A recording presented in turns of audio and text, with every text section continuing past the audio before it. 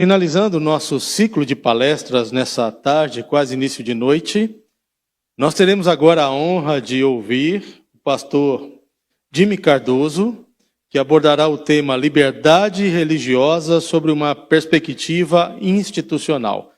Antecipadamente, agradecemos a nossa co-irmã, Associação Paulista Central, por nos franquear e nos emprestar um pouquinho o pastor Jimmy nessa tarde, porque o pastor Jimmy é o atual responsável pelos departamentos de mordomia, saúde e também liberdade religiosa da Associação Paulista Central, com sede em Campinas.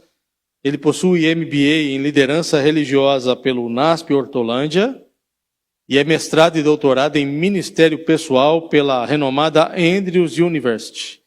E é um entusiasta da defesa da liberdade de consciência e de culto como princípios fundamentais da fé cristã e dos direitos de nós humanos.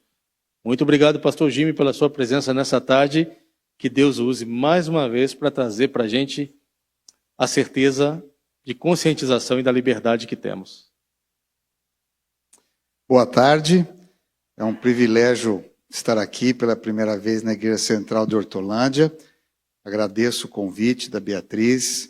Estou revendo aqui a minha professora, doutora Fernanda, e estamos felizes de poder rever a Lídia também, que estudou num tempo que eu trabalhei no UNASP, e é muito bom a gente poder falar de temas que são extremamente relevantes no nosso país.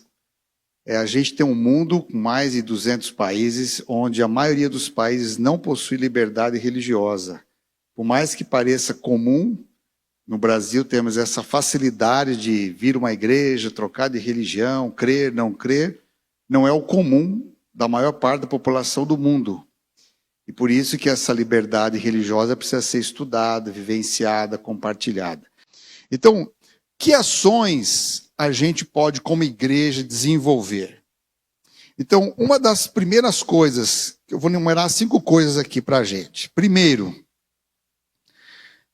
cuide das suas palavras. Aquilo que você fala em casa, aquilo que você fala na igreja, que você fala no comércio, na quadra de futebol, do esporte, no ônibus, ela pode trazer esperança e paz entre as pessoas ou trazer discriminação. Inclusive, por exemplo, quando a igreja prega sobre profecias, ela precisa ter um cuidado na sua colocação de palavras para que ela não seja ofensiva, para que ela não nomeie errado elementos da profecia com agressividade, porque não são essas palavras que convertem pessoas. Aliás, quando alguém se converte com isso, ele se torna também um ditador do evangelho. A gente tem muitas pessoas hoje que reivindicam o evangelho na apologia como se isso pudesse mudar o mundo. Ora, Israel, eles eram zelosos em muitas coisas, e mesmo com isso, eles perderam a cidade. Por quê? A forma de transmitir o evangelho deles era uma forma exclusivista. E isso não aproxima as pessoas de Deus. Porque nós pensamos assim, a única religião verdadeira hoje no mundo é a Igreja Adventista do Sétimo Dia. E aí, por exemplo, eu conheço uma amiga que saiu da Igreja Adventista, eles não mataram ela, como aconteceria no Chad, como aconteceria na Arábia Saudita, no Iraque, mas nós matamos ela com as palavras. Porque para muitos adventistas, essa pessoa está perdida. Quando você fala que alguém está perdido, você está assassinando espiritualmente essa pessoa.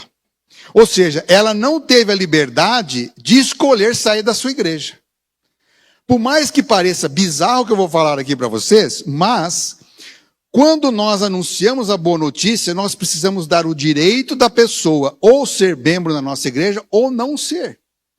Porque essa liberdade, o próprio Deus ofereceu a todos nós. Quando a gente fala de liberdade na igreja, nós queremos a liberdade para pregar, para anunciar, para transmitir com veracidade o evangelho, a profecia, mas nós temos que lembrar que precisamos respeitar o tempo, a compreensão, a cultura e a forma de expressar os pensamentos da outra pessoa.